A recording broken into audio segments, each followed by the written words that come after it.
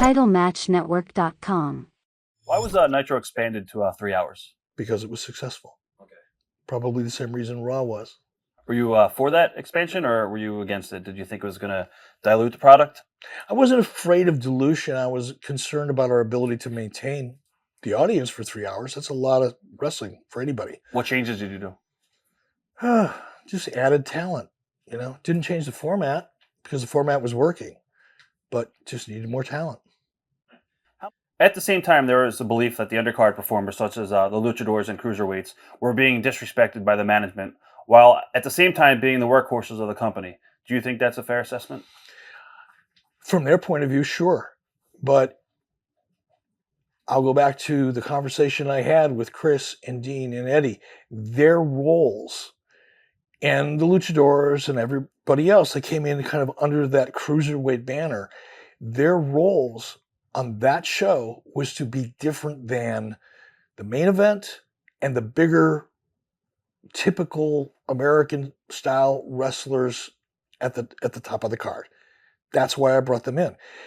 And when they came in, they were all thrilled to death with that role. Right. And they were all making more money than they'd ever made in their lives, and they were getting more attention. They were on a national platform, which none of them had ever really been on before. At a time when the show was getting 4s and 5s and #1 show on all of cable television. So they were all happy until they got used to that role, and then they wanted more. Then they wanted to be in the main event. Then they wanted to be making $700,000 a year instead of $200,000 a year. And then the wheels started falling off that relationship. One argument for the alleged lack of respect for the luchadors was having some of them, including Rey and Hoovy, take off their masks. What do you say to that? Again, I understand it, especially from, not from Hoovy's point of view, but I clearly understand it from Rey's point of view. Better now than I did then, but even now, I look back at my motivation for it then, and Rey was a phenomenal performer. And the American audience didn't have the fascination with the mask and the relationship with the cultural aspect of that the Mexican audience did. They just don't.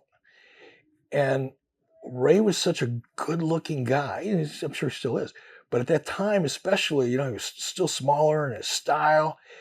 And the hardest part for me at that time, and even looking back at it now, is when you've got a wrestler and you can't see their face, you can't see their emotion.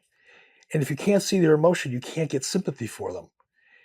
And as much as I love that unique international aspect, the Hispanic aspect of the mask and the culture that it brought with it, his character had been around long enough where I thought, okay, if we wanted to go to the next level, let's see him feel what he's feeling when somebody's getting heat on him. That was my motivation, but it wasn't. I didn't mean it to be disrespectful. It ultimately was to him because of my lack of understanding of it all, but that wasn't the intent. Did you find your background working for WCW for so many years hurt or help when it came to pitching ideas to TV execs? Both. I mean, I think I have a good understanding of television, and certainly my partner Jason Hervey does. He's been in it all of his life. You know, with wrestling comes a stigma. It's a double-edged sword. Yeah.